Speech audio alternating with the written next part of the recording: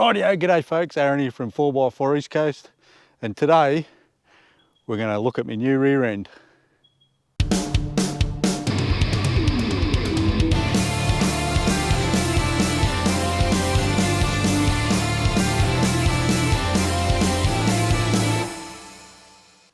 Rightio, I don't mean my new rear end as in a Kim Kardashian rear end, I mean my Patrol's new rear end. So we've got the old tyre carrier here and a jerry can holder here. This is the MCC brand. You can see MCC, you might be able to see that one better. There's MCC. It's bloody makes the rear end look nice and fat. So the main reason why I've done this, it's a lot of expense to go to for this little thing, but this tyre is a bit too heavy for the rear door. It's a common problem with the Patrols that the rear door develops a crack. I'll just open this up and we'll show you.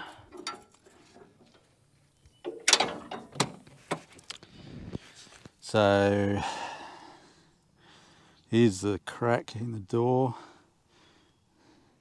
I did a trip out to Broken Hill and we did a few, couple of dirt roads, and they were like 200 kilometres long. And that crack developed longer. It was about 10 mil long and now it's about bloody 25 mil to 30 mil long. So eventually I'll do a video on trying to fix that. You can put some bracing up in behind it.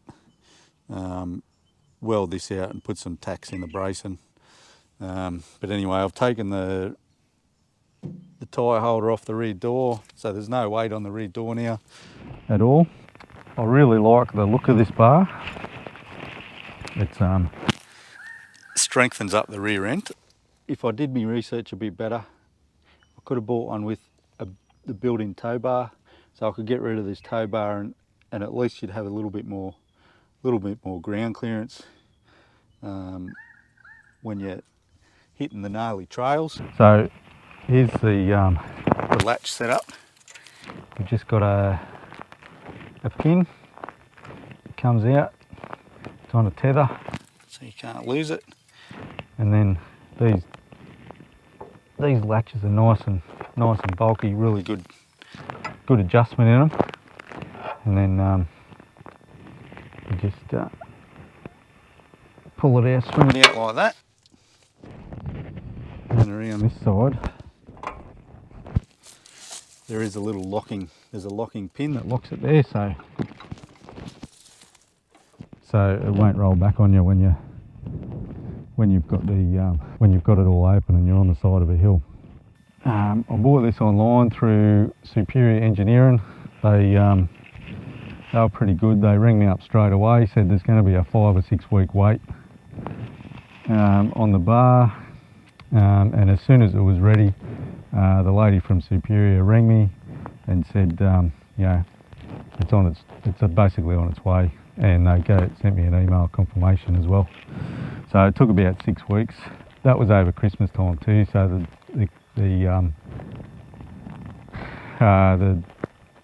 the factory probably closed down for a few weeks over Christmas. Not sure where the factory is. It's probably overseas, I don't know. I'm not sure if it's Australian built or not. I was going to do a installation video. I'll put a little bit of that in over the top of me talking. In the end, I didn't get enough video. A couple of the more finer details I didn't get. There's already a couple of videos online anyway of different brands, and it's very similar. The stub axle bearings all go together pretty much the same way, I found. There's a couple of videos online of different brands. So when you are fitting one of these, if you're fitting it yourself, it is pretty simple, but you do need, I found you do need at least another 2 mates to come in your hand. Basically, because it's a heavy bar, you need someone either side to hold the bar up. You need someone underneath to line the holes up and finger tight the bolts up, just so that it doesn't go anywhere, and then you can start lining it up with the body Make sure your gaps are all good, and then once you do all that, tighten it all up. And there is a big bracket in behind here that bolts to where the hook previously bolted onto. That's not really needed anymore.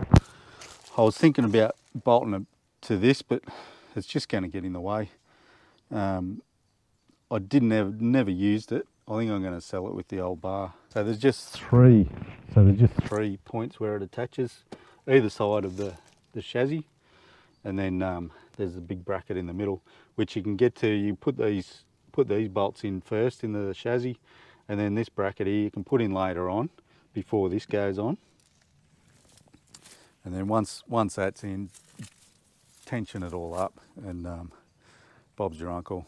The only instructions it does come with is the instructions basically gives you a blown up sketch of how the bearings go in the stub axle.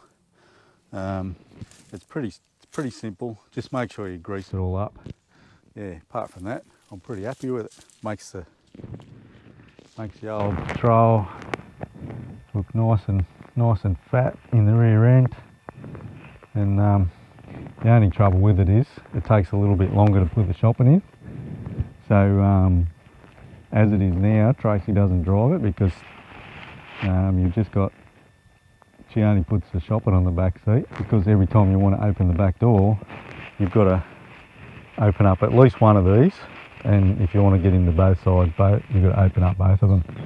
So it's a little bit of a pain, but as far as rear protection goes, these sorts of bars are pretty good value. This bar cost me, with this setup, cost me around about 2,200 delivered, which is pretty good, I reckon. Years ago I was looking at them on eBay, and I'm pretty sure there was one, that same brand, I don't know if that's when they first came out, it was 650 bucks on eBay.